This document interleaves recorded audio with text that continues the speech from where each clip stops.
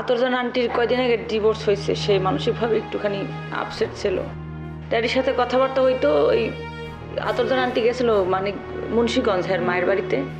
ওই ড্যাডিও piece piece গেছিল তাকে একটু সান্ত্বনা দেওয়ার জন্য। ও, তা আপনার ড্যাডি কি সমস্ত ডিভোর্সি মহিলাদেরকে সান্ত্বনা দেন? আপনি দয়া করে আমার ড্যাডিকে নিয়ে একটা বাজে কথা বললেন না। সে যেহেতু দুনিয়াতে বাইচে নেই।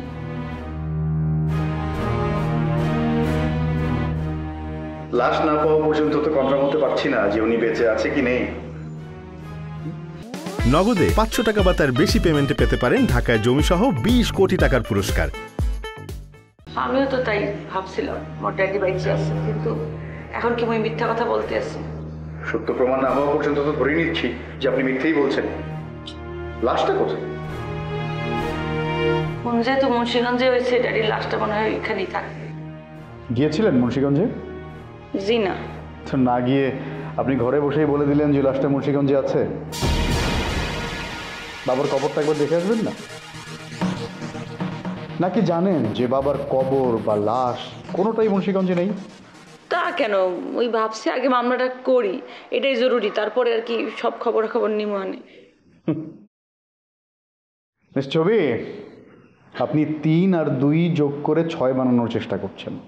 জি হ্যাঁ, আপনার বাবা মারা গেল মুন্সিগঞ্জে, তার লাশটা ঢাকায় আনার কোনো চেষ্টা নেই।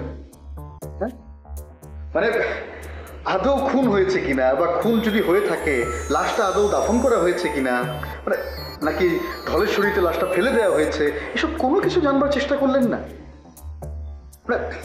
আপনার নিজের বাবা তো নাকি? আপনি সব কি বলতেছেন ওটা বল? আমার সন্দেহ হচ্ছে তাই বলি। মানে আপনার নিজের বাবা হলে তো। এনিওয়ে, আতরজানের মেয়েরা কিন্তু বলেছে যে ওনার মায়ের সঙ্গে আপনার বাবা দেখা করতে যান না। সবাই মিথ্যা কথা বলতে আছে। আপনিও তো সত্যি কথা বলতে আসেন না। নগদে 500 টাকা বা তার বেশি পেমেন্টে পেতে পারেন ঢাকায় জমিসহ 20 কোটি টাকার পুরস্কার। ওই মিথ্যা কথা কমুকা। মানুষ দুটো কারণে মিথ্যে কথা বলে, 1 নিজেকে বাঁচাতে, আর 2 অন্যকে ফাঁসাতে। খোদা, আপনার যখন মনে হইতে আছে মুই কাউরে ফাঁসামো, আমরা সেটা প্রমাণ করে বাই করেন। মুই জানি না।